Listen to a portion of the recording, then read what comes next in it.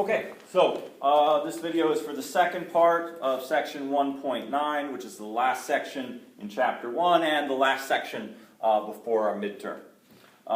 So let's see here. This second section covers the problems essentially from 21 up to 30.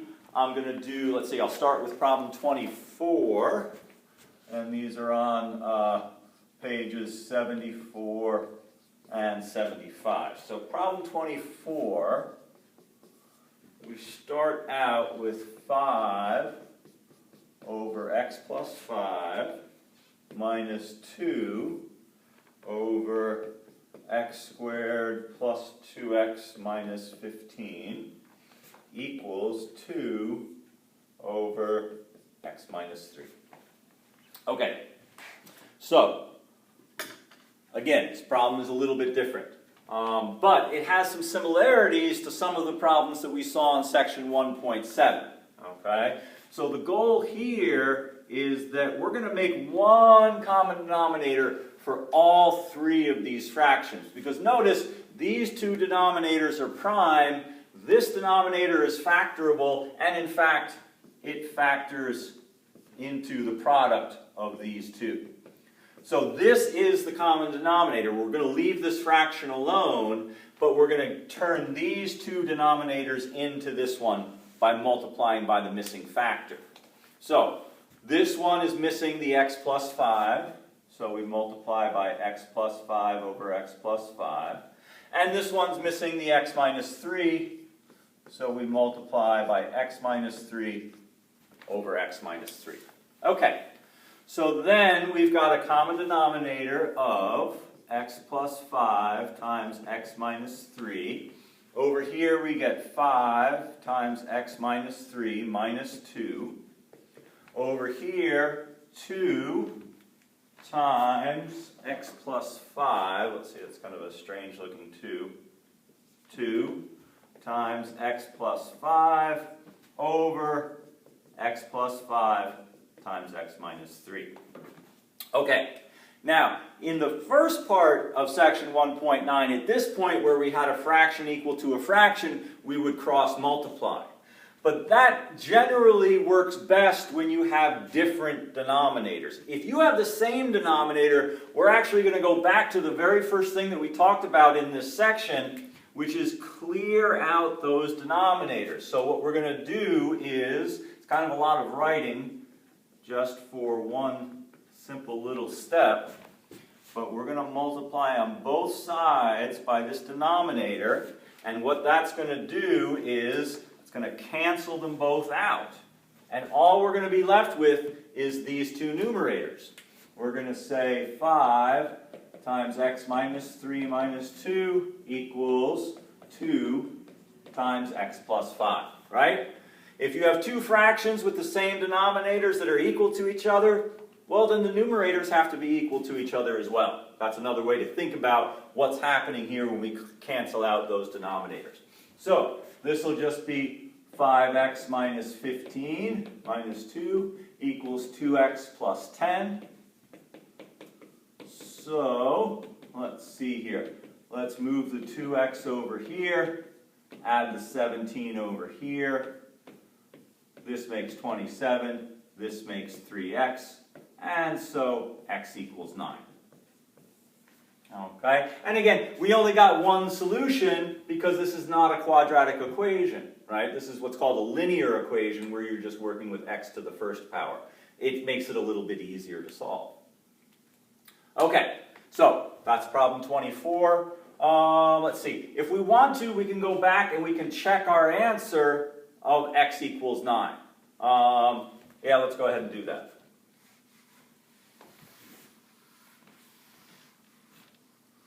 So let's see here. How easy is this going to be, or hard as the case may be? This is going to be 5 over 9 plus 5, 2 over 9 squared plus 18 minus 15, and this will be 2 over 9 minus 3. Well, this side over here, not surprisingly, is easy. This is 2 over 6, which is 1/3. So let's see, do we get a third over here? This is 5 over 14. This one is 2 over, let's see, 81 plus 18 should be 99. Well, actually, why don't we do 18 minus 15 is 3. 81 and 3 is 84. Okay.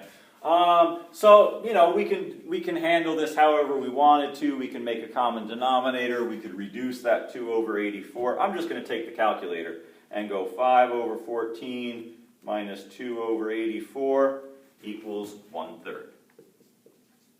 Okay. So then we know that we've got our correct answer.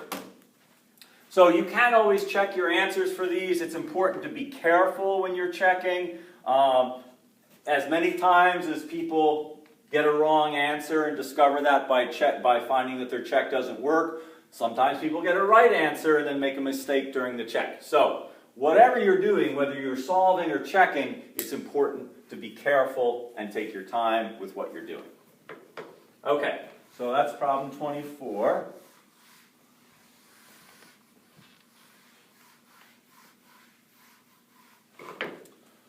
Let's see here, what else? Problem 28, very similar. Let's see, we start out with 2a over a plus 7 minus a over a plus 3 equals 5 over a squared plus 10a plus 21. Okay, similar scenario as we had in the previous problem. You've got 3 different denominators. These 2 are prime. This one is the product of the other 2. You should always check that to make sure that it's true. Okay, there's your a squared. 3a and 7a makes 10a. 7 times 3 is 21. All right, so this is our common denominator. This fraction is going to stay the same. A plus 7, a plus 3. Over here, we have to make a common denominator. So this one gets multiplied by a plus 3 over a plus 3. And this one gets multiplied by a plus 7 over a plus 7. So we've got that common denominator. This will get 2a times a plus 3 minus a times a plus 7. And you can go ahead and simplify this if you want to. Right here, I'm going to clear out this denominator by multiplying on both sides by a plus 7 times a plus 3. So that's going to cancel, and that's going to cancel, and we'll just be left with the numerators. So 2a times a plus 3 minus a times a plus 7 equals 5. All right, so 2a squared plus 6a, and then minus a squared minus 7a equals 5. So that'll leave us with 1a squared, let's see, minus a, right? 6a minus 7a makes minus 1a. And then we'll move the 5 over to the other side. So a squared minus a minus 5 equals 0.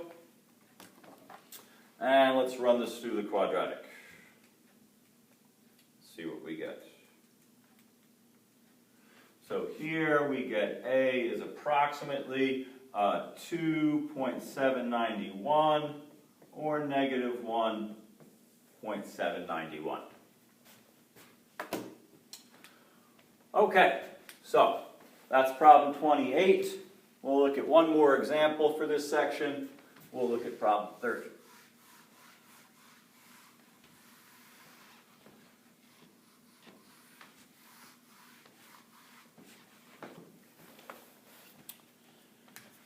Okay, problem 30 is in the same format.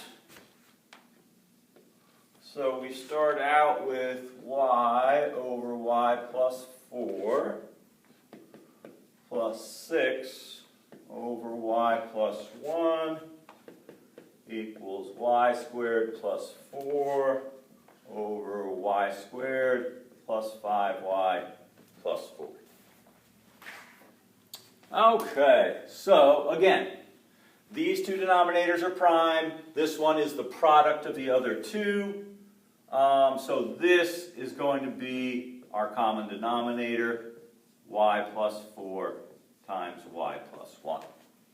Over here, we have to make a common denominator, so this one gets multiplied by y plus 1 over y plus 1, and this one gets multiplied by y plus 4 over y plus 4. So, there's our common denominator. Here we get y times y plus 1 plus 6 times y plus 4. Now that we've got a single fraction on either side, but with the same denominator, let's go ahead and multiply on both sides by y plus 4 times y plus 1. And that'll just leave us with the numerators. So let's rewrite all of that. And then on the other side, y squared plus 4. So this will be y squared plus y plus 6y plus 24 equals y squared plus 4. All right, well, let's simplify this a little bit. And now, if I subtract y squared on both sides, now this is no longer a quadratic equation. And all I have to do is get the y by itself. So 7y is negative 20, and y is negative 20 over 7. If you want to go ahead and divide that and get a repeating decimal out of it, that's fine. There's nothing wrong with that. But again, remember that if you get rid of the squared term, you're now working with a linear equation, and all you have to do is get the variable by itself. Okay, so that's it for Chapter 1. I'm going to prepare a take-home midterm and send that out in the next week or so, and then we'll get started on Chapter 2. So, as always, if you have any questions, please let me know. I will be happy to try to help you out.